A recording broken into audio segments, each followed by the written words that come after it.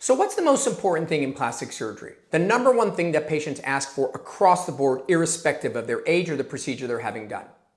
They want an excellent or scarless or invisible scar. What is that? That is a thin, flat, light scar. That's the best scar you can possibly have. So the question is, how do we get it? It's just like anything else. It requires discipline.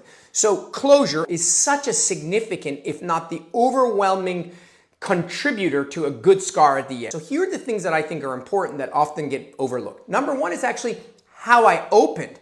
So for example, many surgeons open the skin with a blade and then use a cautery and burn through the dermis and burn through the skin because they don't want bleeding along the edges because it's annoying. Well, the minute you burn the dermis, now you have charred the deep layers and you're like, oh, I don't understand why your scar is so thickened.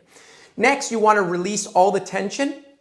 When you bring it together, if there's a lot of tension, the scar thickens. Next, you want to make sure you didn't crush any of the tissue with your instruments while you're manhandling them because the blood supply doesn't get there. Then you want to close layer by layer by layer, putting the least amount of tension on the outer layer, the greatest amount of tension on the deeper layers that don't get seen. And then you want a perfectly reapproximated edge, which takes nothing more than time and diligence.